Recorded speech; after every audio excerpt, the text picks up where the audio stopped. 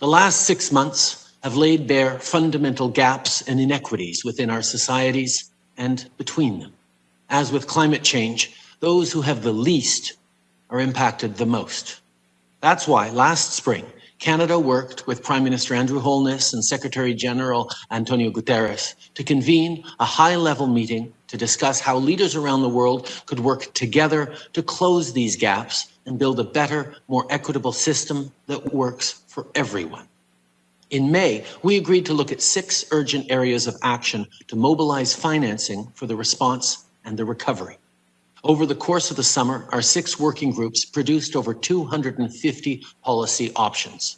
On September 8th, finance ministers gathered to discuss these options and the recommendations for the short, medium, and long term.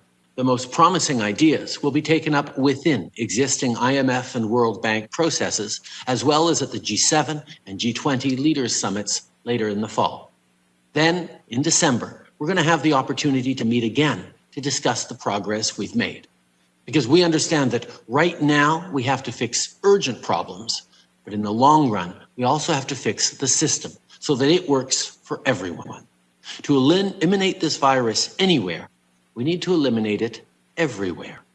While scientists work around the clock to develop a vaccine, as governments, we have the responsibility to ensure it'll be distributed quickly and fairly around the world. On Friday, I announced that Canada will provide $440 million to the COVID-19 Vaccine Global Access Facility, including $220 million to the Advanced Market Commitment to help low and middle-income countries access vaccines. This is an important initiative, and I encourage other governments to join in as well. We need to work together, and not just on vaccines. Canada believes that a strong, coordinated response across the world and across sectors is essential. This pandemic has provided an opportunity for a reset. This is our chance to accelerate our pre-pandemic efforts to reimagine economic systems that actually address global challenges like extreme poverty, inequality, and climate change. Last week, our government committed to investing more in international development while supporting developing countries on their economic recoveries and resilience. And on that note, today, I can announce that Canada will invest $400 million more in humanitarian and development funding, which will go directly to trusted partners on the ground fighting COVID-19. Our government is committed to investing even more in the years to come. In addition, we will continue to advocate for extending the debt service suspension initiative. We will also work on ensuring the special needs of small island developing states and other vulnerable countries are taken into account.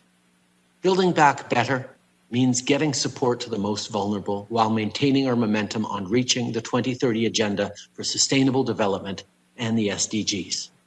Canada is here to listen and to help. Are you concerned about a contested election result in the United States? And what are you doing to prepare for the potential international consequences of such a situation? Canada is, of course, fully respectful of the processes underway in the United States. We will not be interfering or engaging in any way in their electoral processes, and that includes commenting on their electoral processes. We will, of course, continue to prepare for any outcomes and be there to stand up for Canadians, as we always have through these past years and before that. The role of the Canadian government is to be there to defend Canadian interests while working with elected leaders around the world, and we will continue to do that. My question is about the COVAX program, the coronavirus vaccine sharing and accelerating program. You've all said it should be available to all, and yet the United States has not been part of it, although some members of the private sector in the United States are. Is there anything you have done as outreach to the United States to come back into the COVAX program? And how optimistic are you that the money will come in for it and distribution of a vaccine or many vaccines, once they're available, will be distributed fairly? We understand how important it is to eradicate the virus at home and everywhere at the same time. That's why Canada's moved forward in a number of different ways to ensure that wherever and whenever a virus is developed, we make sure we're maximizing our chances to be able to obtain it.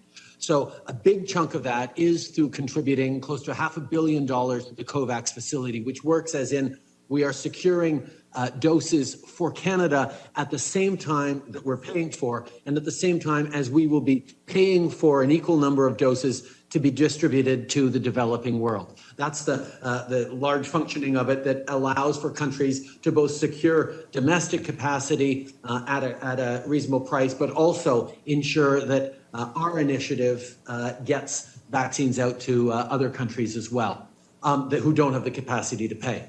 At the same time, Canada has secured bilateral deals with many pharmaceutical companies and potential vaccines to double up on our chances to be able to access vaccines once one becomes available. But we know that participating internationally in ensuring vaccines for the developing world is incredibly important as we move forward, and which is why we're full-fledged supporters of the COVAX facility.